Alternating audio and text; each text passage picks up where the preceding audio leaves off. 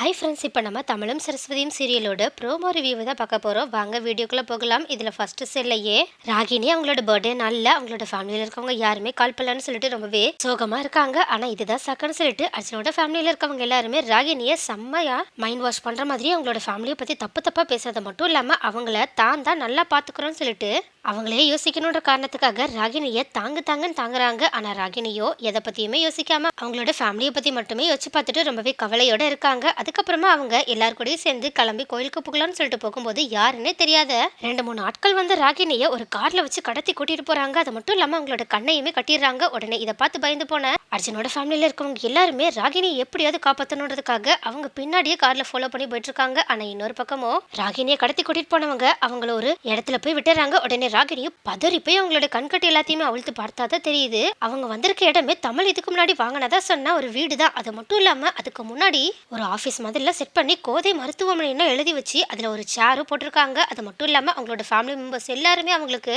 ஒளிஞ்சு நின்று ஹாப்பி பர்த்டேன்னு சொல்லிட்டு திடீர்னு வந்து சர்ப்ரைஸ் கொடுக்கறது மட்டும் இல்லாம அவங்கள கடத்திட்டு வந்தவங்க யாருன்னு சொல்லி பார்க்கும்போது தான் தெரியுது அது தமிழன்னா. உடனே இது எல்லாத்தையுமே பார்த்துட்டு ராகினியோ செம்ம எமோஷனலா அப்படியே நின்றுட்டு இருக்காங்க. ஆனா தமிழோ ராகினியை கூப்பிட்டு கோதை மருத்துவமனைன்னு சொல்லிட்டு எழுதியிருக்க போர்டுக்கு முன்னாடி இருக்க சேர்ல உட்கார வச்சு இனிமே இந்த ஹாஸ்பிட்டலுக்கு நீ தான் டாக்டர், அது மட்டும் இல்லாம இது இனிமே உன்னோட ஹாஸ்பிட்டல், இதுக்கப்புறமா நீ உனக்கு பிடிச்ச வேலையை பிடிச்ச மாதிரி செய்ய போறேன்னு சொல்லிட்டு இதுதான் உன் ஃபேமிலி உனக்காக தந்திருக்க மிகப்பெரிய பர்த்டே கிஃப்ட், உனக்கு பிடிச்சிருக்கான்னு சொல்லி கேட்குறாங்க. அப்போ திடீர்னு இவ்வளோ விஷயம் நடந்திருக்கனால ராகினிக்கோ என்ன சொல்றதுன்னே தெரியாம அப்படியே ஸ்டன் ஆகி போய் ரொம்பவே எமோஷனலா கண் கலங்கி உட்காந்துருக்காங்க.